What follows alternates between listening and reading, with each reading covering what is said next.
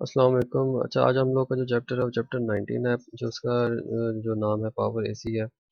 इसमें हम लोगों ने अपेरेंट पावर को देखना है, रिएक्टिव पावर को देखना है और एवरेज पावर को देखना है। अच्छा, जैसे आप लोगों को एक्सप्रेशन का पता है, पावर जो डिलीवर करते हैं लोड को, उसका expression P equal to we i है।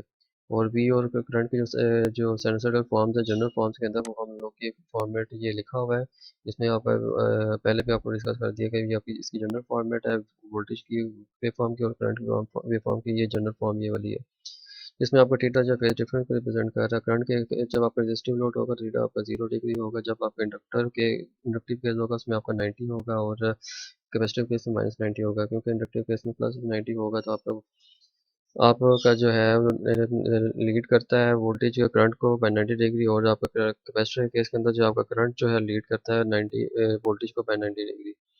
इस तरह आप सिंपली इन दोनों एक्सप्रेशंस को जो है आप फर्स्ट इक्वेशन के अंदर पुट करें, आपकी पावर की जो इक्वेशन है वो फाइनल फॉर्मेट में ये आ जाएगी। आप इन दोनों आप ये देख रहे हो साइन ओमेगा टी, और जो साइन की ये एक्सप्रेशन है ये आपके ट्रिग्नोमेट्रिक फंक्शन बन रहा है, जिसके ऊपर आप लोग फार्मूला लगाओगे, और आप जिसका आपके साइन ए और साइन बी जो आप लोगों ने एफएससी के अंदर फार्मूले पढ़े हैं उसमें लगाएं, तो आपकी ये एक्सप्रेशन आ जाती है फाइनल। हम इसके उस डिटेल में नहीं जा रहे कि एक्सप्रेशन है ये किस तरह हम लोग डिराइव की, वो उसमें उससे हमारा कंसर्न नहीं है। अब आप इसमें देख रहे हो कि वी आई ये टर्म जो है आप लोग की आर एम एस के अंदर है, वी वोल्टेज भी आपकी आर एम एस में, करंट भी आपकी आर एम एस में, सिमिलरली ये भी है आपकी। आप लोगों ने सिंपली जो है इस टर्म को आपने अंदर मल्टीप्लाई किया, और आपके पास ये तीन एक्सप्रेशन आ जाती हैं। फाइनल एक्सप्रेशन आपकी ये है पावर की, जिसमें आपकी वी आई कॉस थीटा जो है आपकी एवरेज पावर है, और आपकी जो वी आई कॉस थीटा यहाँ पे इस एक्सप्रेशन के अंदर वो आपकी पीक को रिप्रेजेंट कर रही है, और वी आई साइन थीटा जो आपकी पीक वैल्यू को रिप्रेजेंट कर रही है। पीक वैल्यू को हम इसलिए कह रहे हैं कि आप अगर आप इस चीज़ को इस एक्सप्रेशन के साथ कंपेयर करें, तो हमारे पास जो ये वैल्यू होती है इसकी पीक होती है साइन के साथ।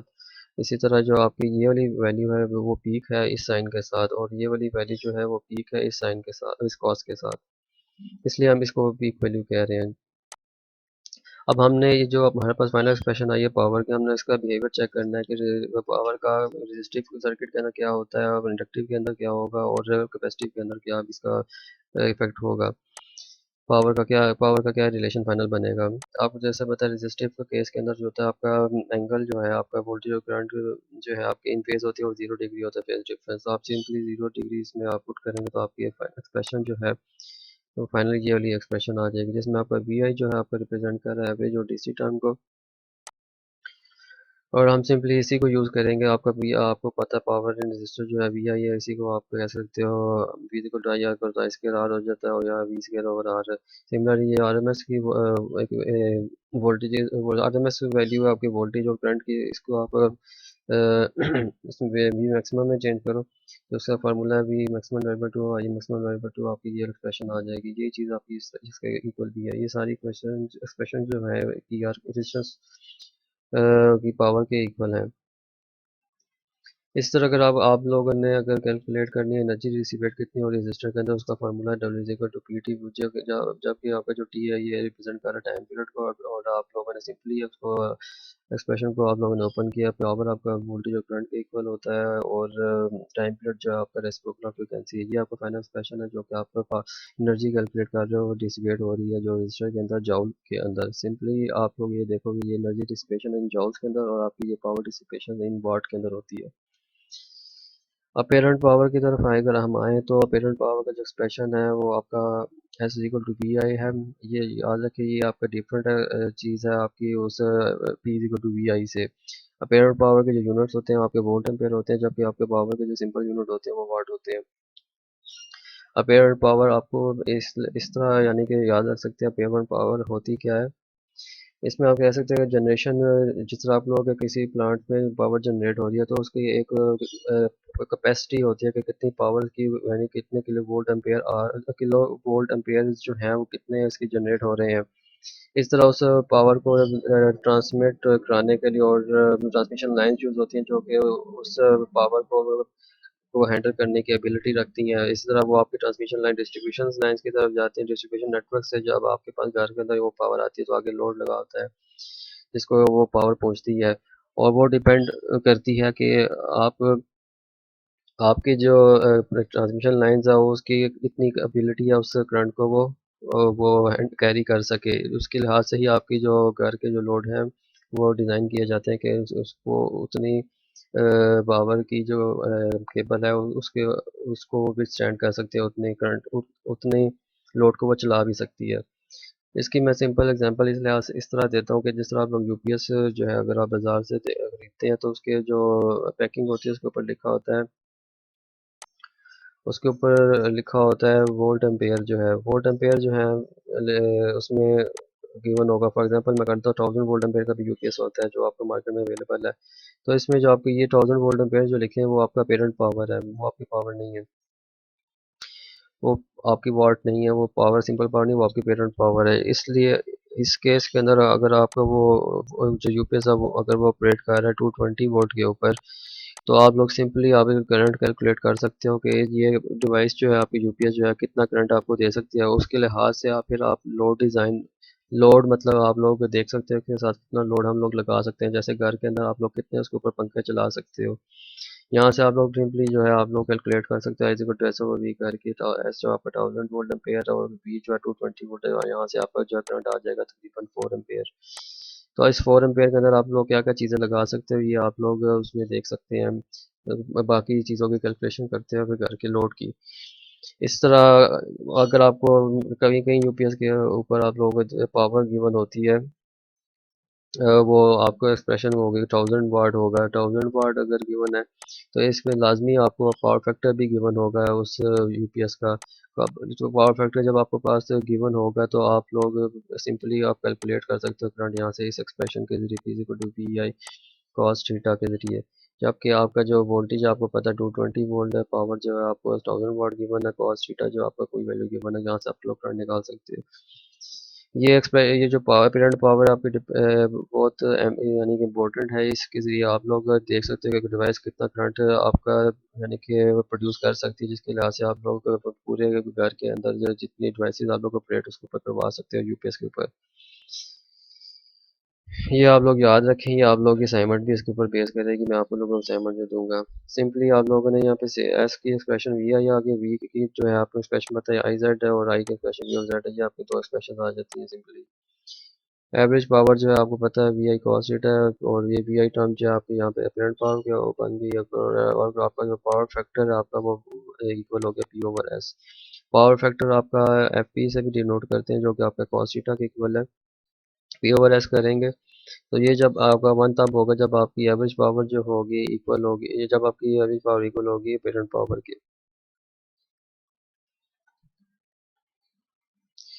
दूसरा केस में हम देखते हैं इंडक्टिव सर्किट है, जब उसमें हम देखते हैं इंडक्टिव पावर क्या आती है आपकी। जब वो एक्सप्रेशन जो था हमारा पर ये वाला एक्सप्रेशन जो ये एक्सप्रेशन था, इसमें हम लोगों ने थीटा 90 डिग्री जब आपने डाला पुट किया तो आपको कॉस 90 ये एक्सप्रेशन आपका जीरो हो गया, ये भी जीरो हो गया, सिर्फ सिंपल ये एक्सप्रेशन रह गया, और साइन 90 आपका वन हो गया।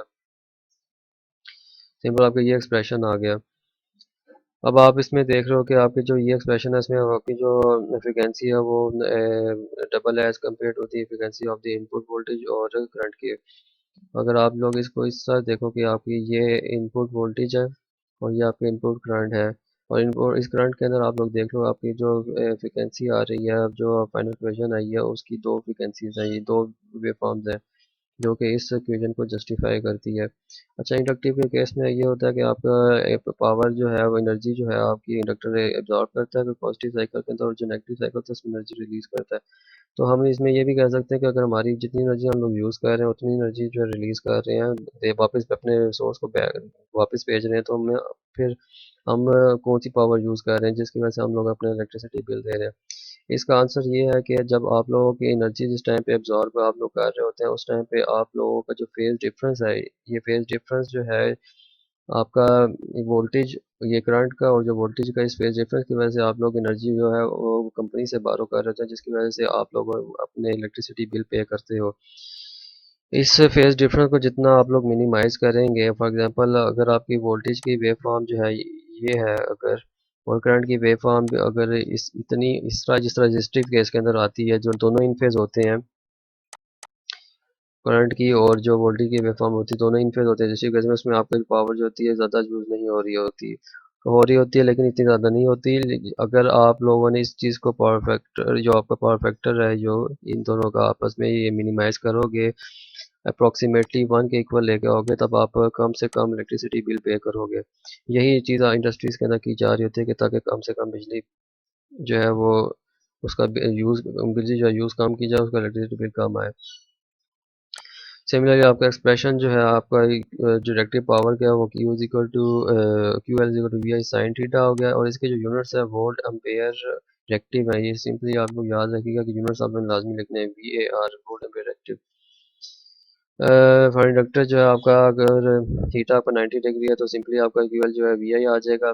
सिंपली 90 डिग्री यहाँ पे पुट करिएगा, इससे वी आई आ जाएगा। और वी जो है आपका आई एक्स एल के इक्वल है, और आई जो है आपका वी और एक्स एल, जो ये दोनों एक्सप्रेशन जो इसमें डालें आपकी ये दो फाइनल एक्सप्रेशन आ जाती है। पावर फैक्टर जो है आपका एवरेज पावर इसके अंदर जीरो है, क्योंकि आपकी जो एवरेज टर्म्स थी यहाँ पे वो जीरो थी। ये आपकी एवरेज पावर थी जो कि आपकी जीरो थी। एवरेज पावर अगर आप देखें ये वाली एवरेज पावर, इसमें ये सारी जीरो हो गई आपकी, तो इसलिए आपकी जो पावर फैक्टर आप लोग देखना जीरो है। और आपका पावर जीरो है तो आपकी ये जीरो पावर फैक्टर इसमें आ जाएगा, आपका जीरो आ जाएगा 0 डिग्री। इसलिए आपका ये आपका पावर फैक्टर जीरो, तो आप की बहुत ज़्यादा एनर्जी कंज्यूम होगी, जिसकी वजह से आपको high amount of bill pay करना पड़ेगा। एनर्जी स्टोर्ड जो है और जो रिलीज है इंडक्टर की, वो इस एक्सप्रेशन से गिवन होती है, W L L I square, जबकि आई जो है आपका आर एम एस है। सिमिलर कैपेसिटिव सर्किट के अंदर में भी थीटा आप 90 पुट करें, उसको उसी एक्सप्रेशन में, जनरल एक्सप्रेशन के अंदर जो आपकी बड़ी इक्वेशन है उसमें आपके जो 90 वाले है वो आपके जीरो हो जाएंगे, कॉस 90 और साइन वाली 90 का एक्सप्रेशन आ जाएगा। सिमिलरली इसका भी वैसे ही है, q c is equal to we i, और q c is equal to I square x c, और q c equal v square x c, और यूनिट इसके वी ए आर है। अब पेयर पावर भी सिंपली उसी तरह कैलकुलेट करेंगे, as equal to we i, और आपकी जो कॉस पावर फैक्टर है वो भी आपका जीरो है इस केस के अंदर भी, और एनर्जी रिलीज जो है डब्ल्यू c is equal to c v square. इसमें एल आई स्क्वायर था, उसमें सी वी स्क्वायर है। अच्छा, पावर ट्रायंगल, अगर इसमें पावर ट्रायंगल में ये है कि ये बहुत इंपॉर्टेंट है, इसमें ये आप लोगों को याद रखना है कि इसके जो पेरेंट पावर होती है वो इक्वल होती है average power plus reactive power के। इसको पेरेंट, इसमें हम एक्सप्रेशन देख लेते हैं। पावर जो है यहाँ पे ये आपकी एवरेज पावर, जिसमें आपका करंट और जो वोल्टेज है वो इन फेज होती है, इसलिए आपका फेज डिफरेंस जीरो, ये आपकी पोलर फॉर्म के अंदर रिप्रेजेंटेशन है। और इसी तरह रिएक्टिव पावर, अगर इंडक्टिव केस है उसके अंदर आपके जो फेज डिफरेंस वो 90 डिग्री होता है, और उसकी पोलर फॉर्म ये गिवन है।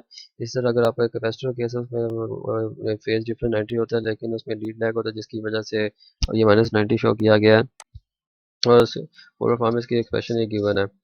सिमिलरली आप लोगों ने इसी एक्सप्रेशन को जो है आप लोगों ने पोलर फॉर्म को रेक्टेंगुलर फॉर्म में कन्वर्ट किया और इस एक्सप्रेशन में डाल दिया। इंडक्टर के केस में क्या होगा, s is equal to p, ये रियल वेक्टर रियल ही रहेगा, और जो आपका ये जो था इसको आपने कन्वर्ट कर दिया उसमें रेक्टेंगुलर फॉर्म के अंदर, तो प्लस जे एक्स एल आ गया। सिमिलर इसका एक्सप्रेशन ड्रा है जिसमें जे एक्स क्यू एल जो है आपका 90 के ऊपर ड्रा हुआ है, पी पे कोई एंगल नहीं है, इसलिए एक्स एक्सिस के ऊपर ऐसा रिजल्टेंट वेक्टर जो आपका एस जो है ये आ गया, जो कि इन दोनों का सम है।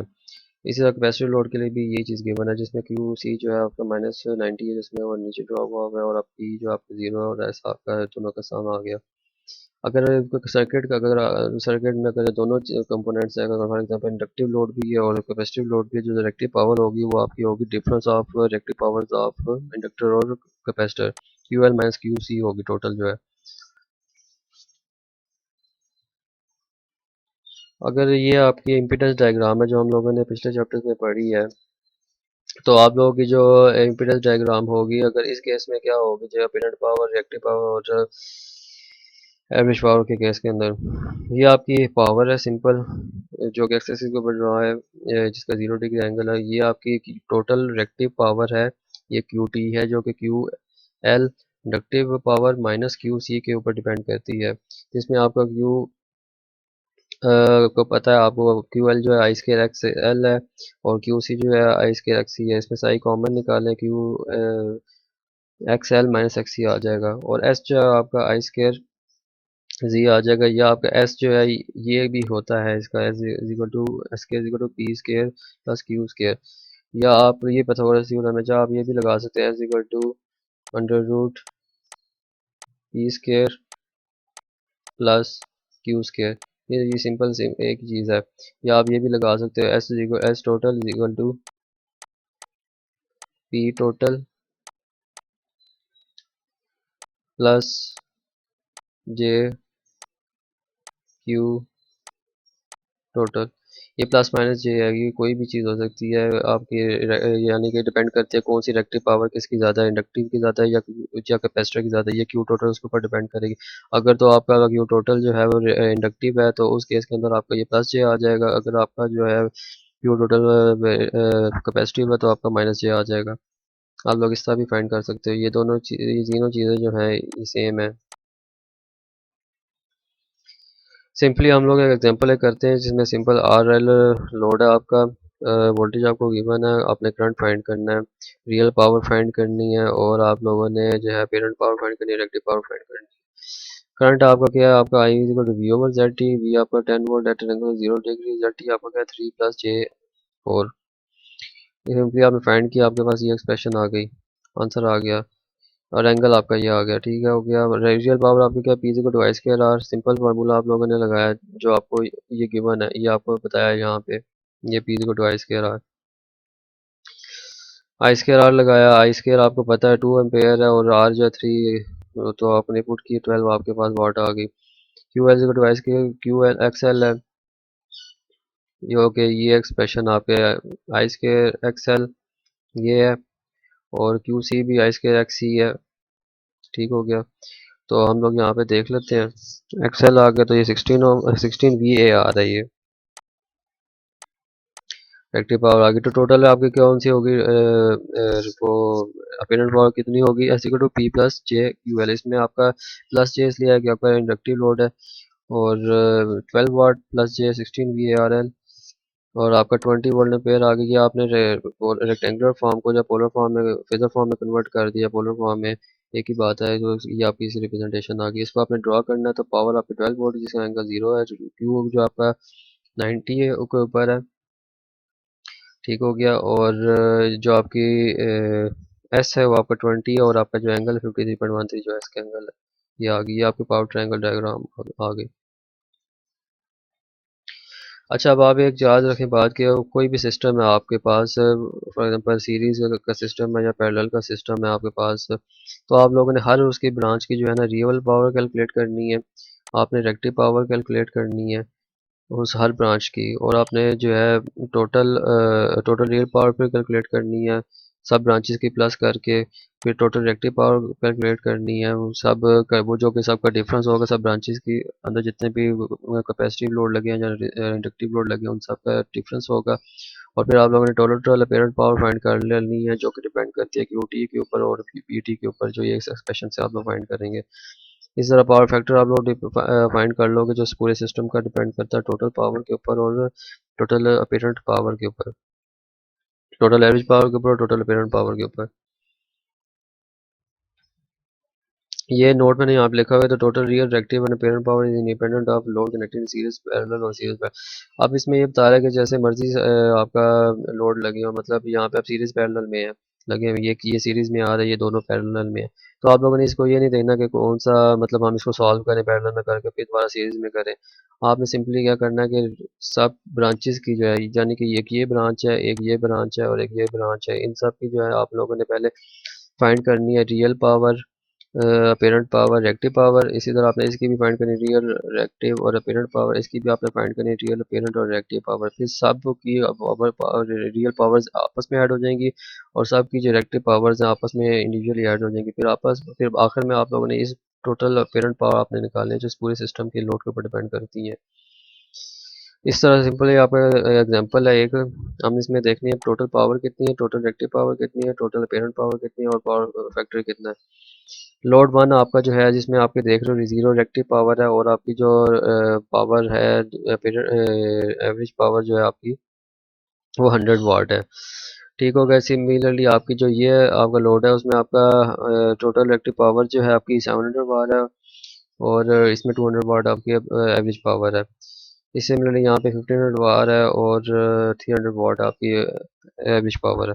आपको मैंने क्या कहा था कि आपने सिंपली ऐड करनी है सबकी पावर, सब ब्रांचेस की पावर, रियल पावर को ऐड करना है सबकी। रियल पावर आप लोग ऐड करोगे तो आपकी ये एक्सप्रेशन आ जाएगी, सबकी रियल पावर्स ऐड होगी अलग से। इस तरह total parent power, total reactive power आप लोगों ने क्या था, डिपेंड करता है reactive power difference of reactive powers of loads है। अब इन दोनों का जो डिफरेंस है वो 1500 माइनस ये आपका कैपेसिटिव लोड है, ये आगे सी लिखा हुआ है, ये आपका इंडक्टिव है, यहाँ पे एल लिखा हुआ है। तो ये माइनस करके 800 वार आ जाएगा और आगे मैंने सी लिख दिया। ये सी इसलिए लिखा क्योंकि इसमें जो सी की जो रिएक्टिव पावर वो ज़्यादा है, इसलिए वो डोमिनेंट है, इसलिए सी लिखा गया है। और सिंपली टोटल अपरेंट पावर क्या होगी, इन दोनों का सम हो जाएगा, एस टी पी टी का स्क्वायर प्लस क्यू टी का स्क्वायर। आपके पास 1000 वोल्ट एम्पेयर आ गया।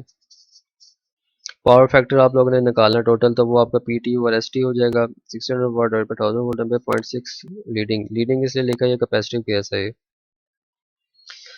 कैपेसिटिव केस में लीडिंग किसी होता है, करंट लीड करता है वोल्टेज, इसलिए हम लीडिंग लिख रहे हैं इसको। इसी तरह आप लोग टोटल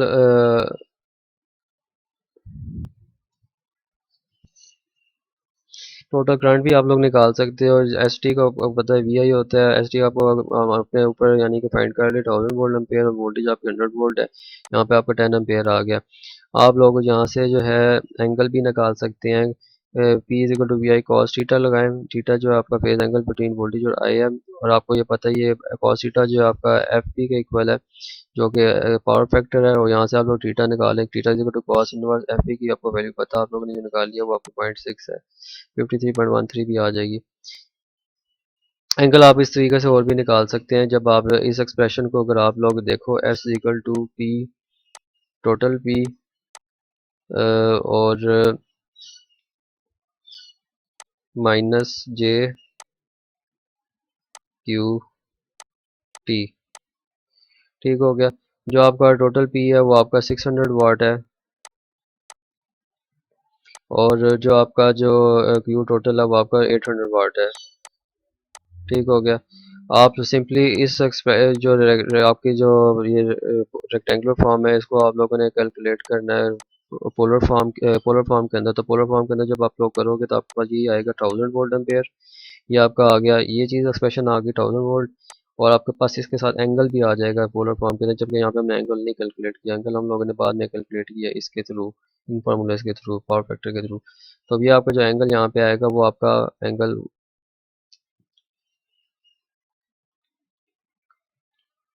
-53 -53.13 आपका एंगल यहाँ पे आ जाएगा।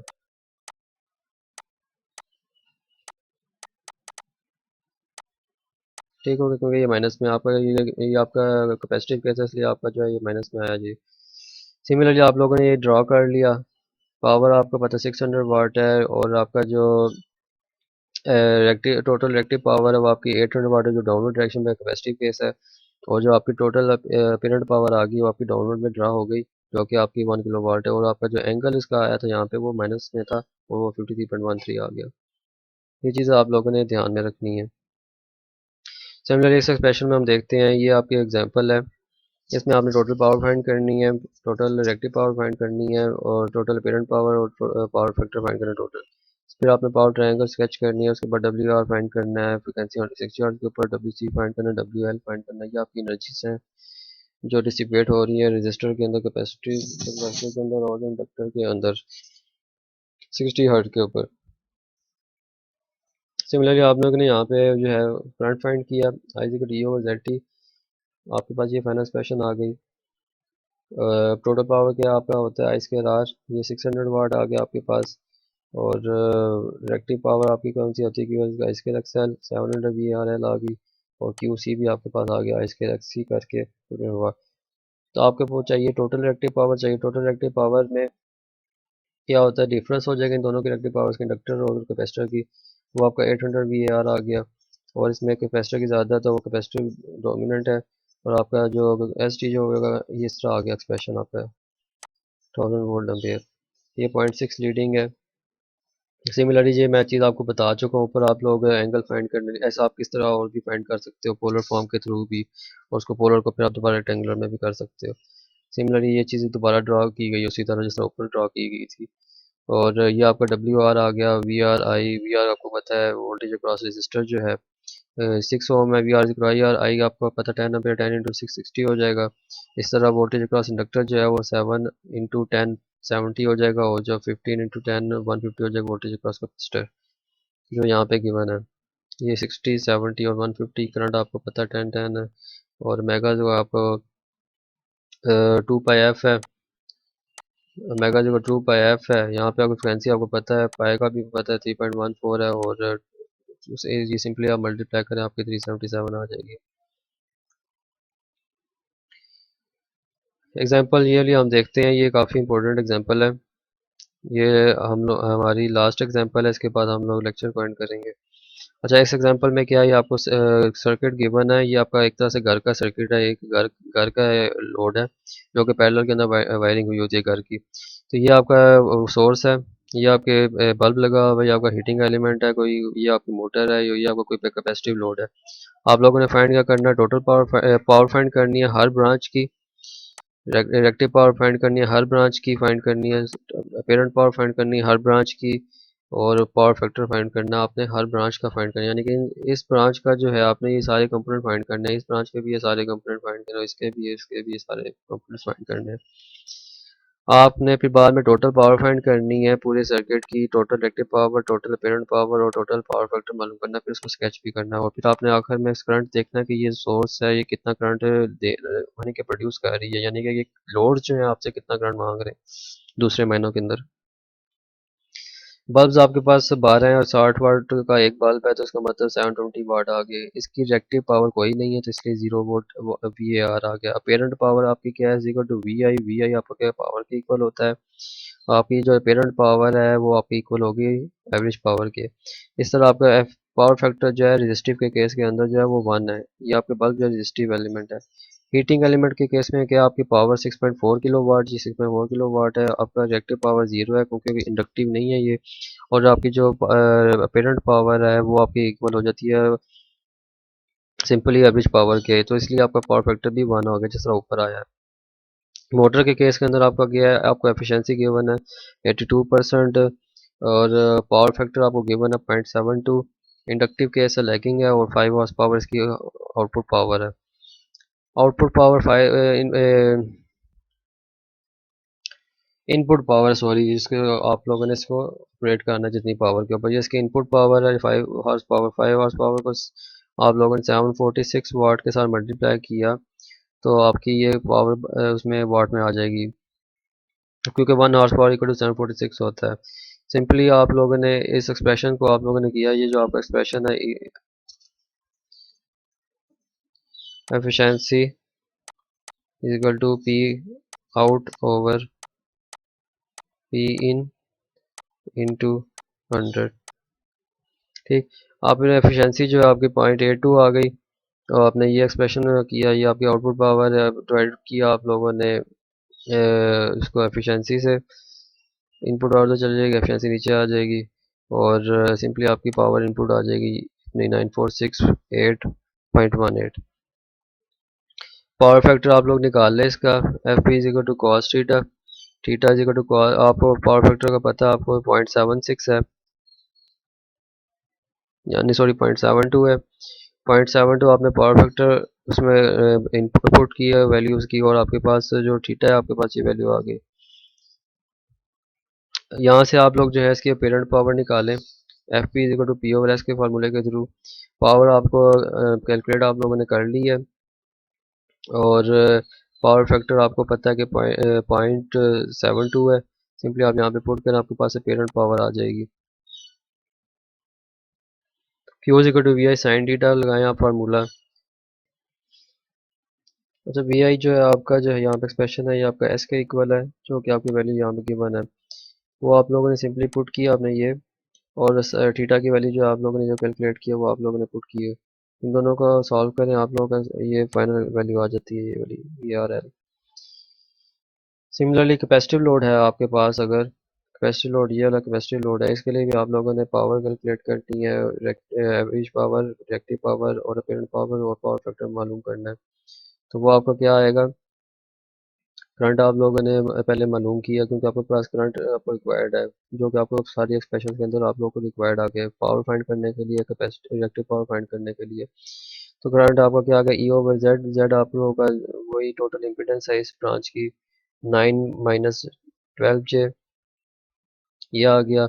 इन दोनों को आप इसको आप पोलर पोलर फॉर्म में कन्वर्ट कर लें, ये आपके आपके पास, और आप डिवाइड कर लें, ये आपका इसका आंसर आ जाएगा। P is equal to I square R करें। आई का आपको करंट आपके पास मालूम है, इसके मैग्नीट्यूड 13.87, और ये आपके पास पावर आ जाएगी। रेजिस्टेंस की वैल्यू आपको पता है, क्यू सी आई स्क्वायर एक्स सिमिलर रिएक्टेंस आपको पता है कैपेसिटर की कितनी है, और ये 2308.52 वी आर सी आ जाएगा। और सिमिलर इसको आप लोग ऐसे को 22 P square plus Q square करें, आपके पास पेरेंट पावर इस फॉर्मूले के थ्रू आ जाएगी। और पावर फैक्टर जो है आप लोग इस फार्मूला के थ्रू निकाल सकते हैं, जो कि आपके F P equal to P over S है। पी आपको पता है, एस पी पता है, और आपको 0.6 आ जाएगा कैपेसिटर के साथ, इसलिए आपने आगे लीडिंग लिख दी है। अब बी पार्ट आप लोगों का क्या है कि आपने सब पावर्स को जो है वो कैलकुलेट करना है। टोटल पावर आपकी कौन सी, एवरेज पावर टोटल कितनी है आपकी, रिएक्टिव पावर टोटल कितनी है, और फिर आपकी अपीरेंट पावर कितनी है। तो आपने ऊपर सारी पावर्स निकाल ली हुई हैं। आपके पास बल्ब की 720 वाट है। उसके बाद ये हीटिंग एलिमेंट 6.4 किलो वाट है। यहाँ पे आपके पास 9648 मोटर की पावर है, और यहाँ पे आपके कैपेसिटर की जो है 1731 पावर है। इन सब को आप लोगों ने ये ऐड कर लिया, ये आपके पास टोटल पावर आ गई। इसी तरह रिएक्टिव पावर जो होगी आपकी, वो डिफरेंस होगी रिएक्टिव पावर्स ऑफ मोटर और कैपेसिटिव केस की। ये आपकी रिएक्टिव पावर कैपेसिटर की है, ये वाली, और ये वाली रिएक्टिव पावर जो है आपके पास है मोटर की है। तो आपको इसमें से देख लो, ज़्यादा जल्दी जो है आपकी मोटर की है, तो इसलिए लैगिंग केस बनेगा आपका। मोटर के में से माइनस करेंगे, आपके मोटर की रिएक्टिव पावर से माइनस करेंगे कैपेसिटर की रिएक्टिव पावर को, तो आपके पास ये एक्सप्रेशन आ जाएगी जो 275.38। ये इंडक्टिव डोमिनेंट सर्किट है आपका। टोटल अपीरेंट पावर आपने क्या कैलकुलेट कर दी, under root p t square plus q t square. आपके पास ये वोल्ट एम्पेयर आ गए 13559.9। टोटल पावर फैक्टर क्या आ गया, P T total average power over total apparent power. आपके पास 0.98 आ गया लैगिंग केस के अंदर। इस तरह आप लोग यहाँ से एंगल भी आप फाइंड कर सकते हैं, जिसका एंगल जो है 8.88 डिग्री आ गया। आखिरी आप लोगों का जो पार्ट है वो आपका है सोर्स करंट है। सोर्स करंट आप लोगों ने कैसे फाइंड करना है, वो आपको ये पता है कि पेरेंट पावर्स के थ्रू आप लोग फाइंड कर सकते हैं। S equal to we I, I is equal to S over V करें, आपके पास ये 65.19 एम्पेयर आ गए। टोटल एम्पेयर पर हम लोग कैलकुलेट कर चुके हैं जो ये है, और ई आपको पता है 208 वोल्ट है। ये एक्सप्रेशन गिवन है। करंट आपके पास आ गया। एंगल जो है आपका जो है वो माइनस में आएगा, क्योंकि ये आपका जो है केस इंडक्टिव केस है। इंडक्टिव केस के अंदर जो है करंट आपका शिफ्ट हुआ हुआ है। वोल्टेज आपकी अगर जीरो से शुरू हो रही है तो आपका वोल्टेज लीड करती है इंडक्टिव को, तो इसका मतलब है करंट जो आपका शिफ्ट हुआ है राइट साइड के ऊपर 8.8 समथिंग डिग्री कुछ शिफ्ट हुआ हुआ है। ठीक हो गया। या आप ये एंगल इस तरीके से भी निकाल सकते हैं, जो मैंने आपको ऊपर तरीका एक बताया था। जब आप लोग यहाँ पे यूज करोगे S is equal to P total plus J Q total. ठीक हो गया। ये आपका जो पी टोटल है आपका, वो आपका ये है, और जो क्यू टोटल है वो आपका जो है ये वैल्यू है। तो सिंपली आप इसको रेक्टेंगुलर को आप पोलर फॉर्म में करें, आपके पास कोई वैल्यू आ जाएगी यहाँ पे, वो होगी आपकी 1359.9, जो कि ये वैल्यू है। और इसके साथ एंगल भी आ जाएगा आपका, जो theta is equal to tan inverse Y over आप लोग करते हो, एक्सेल करते हो। इसमें आपका वाई क्या है, आपका क्यू आ जाएगा, और आपका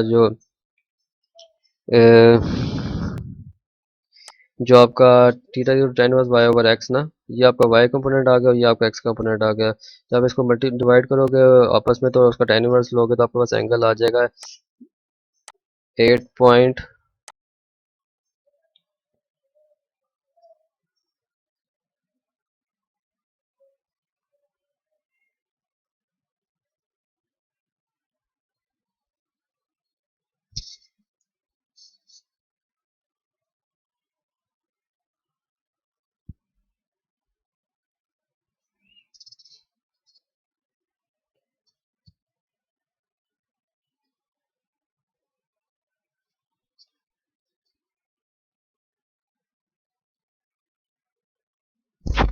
अच्छा, एंगल आप लोगों को मैं बता रहा था कि आप लोग एंगल इस एक्सप्रेशन के थ्रू भी आप लोग फाइंड कर सकते हैं, जिसमें पेरेंट के साथ एंगल आएगा।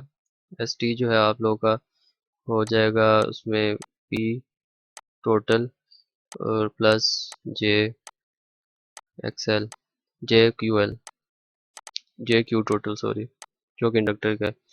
तो आप लोग ये एक्सप्रेशन जब आप लोग करेंगे, जैसे इस पोलर फॉर्म को जो है आप लोग, जिसमें पावर जो है आपकी ये है और आपकी जो क्यू टी है आपका ये वाला, ये वाली वैल्यू, इन दोनों को आप लोग उसमें फेजर फॉर्म के अंदर करें, जब पोलर फॉर्म के अंदर करेंगे तो आपके पास ये एक्सप्रेशन आ जाएगी 25.9। ठीक है, और एंगल आपके पास आ जाएगा tan inverse Y over X. Y आपके पास जो है वो ये है और एक्स आपके पास ये है वैल्यू। तो आपके पास ये पॉजिटिव में आ जाएगा, वो जो कि होगा 8.88 डिग्री। ठीक हो गया। तो आप लोग यहाँ से भी आप लोग एंगल निकाल सकते हैं एस टी का। सिंपली आप स्केच करें इसको, पावर का कोई एंगल नहीं, 0 डिग्री, क्यूटी का जो है 90 डिग्री के ऊपर है, अपवर्ड ड्रा हुआ, और एस टी आपका जो रिजल्टेंट वेक्टर है जो कि इन दोनों का सम है, और एंगल इसका जो है आपका 8.8 डिग्री है। याद रखें यहाँ पे हमने करंट जब हम लोगों ने फाइंड किया इसके साथ हम लोगों ने इसके एंगल का माइनस इसलिए लगाया क्योंकि आप लोगों का इंडक्टर के केस के अंदर जो होता है आपका